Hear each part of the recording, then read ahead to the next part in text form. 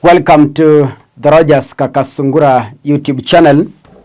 A big thank you for the support you're granting this platform. If there is a man who is going to help us to deal with William Ruto, the man we believe who understands William Ruto's tactics, the man who understands William Ruto's weaknesses, the man who understands William Ruto's strongholds, it is all one man, Rigathi Gachagua. I have said and I repeat, if there is a man we are supposed to support, not because he's good than William Ruto, but because we want William Ruto to go home, it is Rigathi Gachagua. And that is why Ruto is afraid of Gachagua. Very afraid of him. That is why he's dealing with the courts to frustrate Gachagua. But even if he blocks Gachagua, we shall support Gachagua to the end so that he can be able to help us. And Gachagua must begin to identify moles in his party. Those people he works with. Ianza kupiga watu msasa. Because kuna mapanya, kuna spies, they are moles.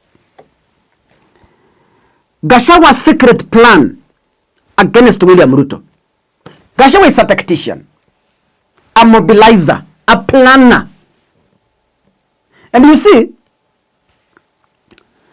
I have seen Kenya Kwanza sympathizers and bloggers say, that Gachagua has now surrendered, he has retreated back to Wamunyoro. Let me give them a chronology of events. After Gachagua's impeachment, the rule impeachment at the Senate, Gachagua held a press conference and he publicly announced a retreat from the media. He retreated, completely retreated. He went into hiding. Nobody knew what Gachagua was up to. Hakuna mtu anajua. After some days, we saw photos. I love Wamunyoro. You remember? He retreated. Watu wakasema, oh, huyu kwisha. Huyu in the next 1 week finished. Huyu mpatie mwezi moja. Finished. He has surrendered, he has retreated. But they didn't know. Gachagua went back kutafuta nguvu. Gachagua went back to strategize. Gachagua went back to plan. Gachagua went back to build. He came out stronger than before. He took over Kenya by storm. That is where he came up with the DCP party. Let me tell them. Gachagua said yesterday that after the Western tour, he is breaking for 45 days. Ngojeni. Ngojeni muone. 45 days will be a season of power. 45 days will be a season of soul searching. 45 days will be a season of building. I am very sure even William Ruto's people know that the 45 days, after the 45 days, it's not going to be easy on their end.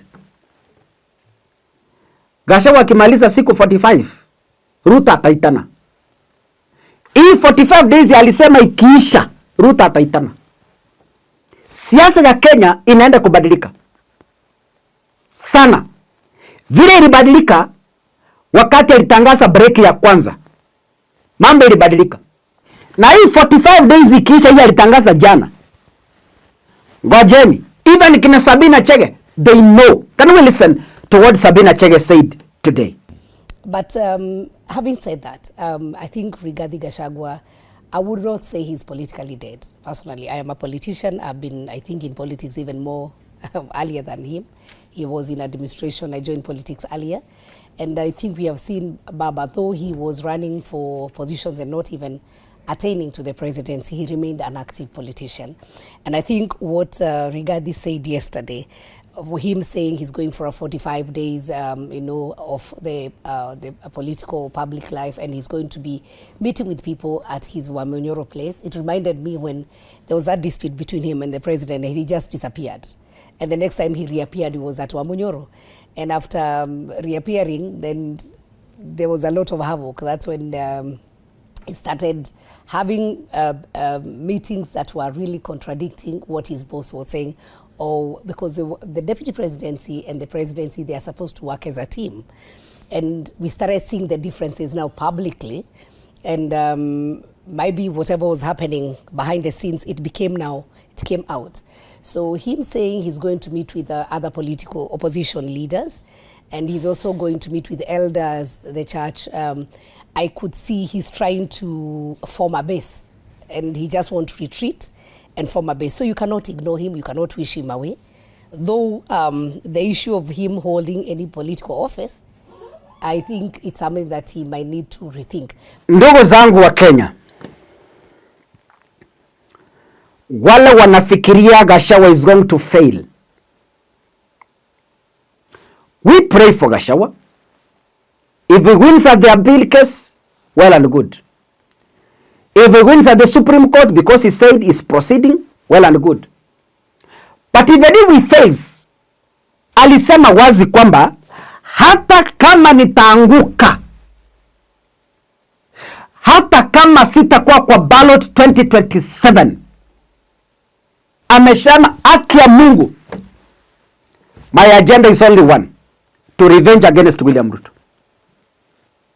And Gachagua will revenge very severely.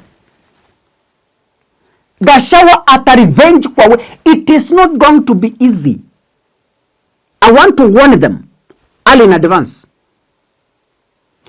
After the first retreat, tuliona Wamunyoro, a village of power. That's the first time I knew there's a village called Wamunyoro. In fact, after Gachagua's impeachment retreat, mimi ndio nilikuja kujua kwamba Gachagua ako na mji wa Munyoro kubwa mahali anaweza host wanasiasa karibu wote wa Kenya. That is when I came to realize. It came a sense of power. It came a sense of brewing political bigwigs. Sasa wajipange. Unaona hii inakuja hii itakuwa mbaya zaidi kuliko ile ya kwanza. Hata Ruto anajua huyu jamaa akimaliza hii retreat, mambo ni ngumu. Mambo ni ngumu. But anyway, tunamuombea as he goes back for 45 days. We pray for him. We pray him for good health. Kwa sababu tunamtegemea kuchukua William Ruto nyumbani. God bless you. See you in the next episode. Asanteni sana.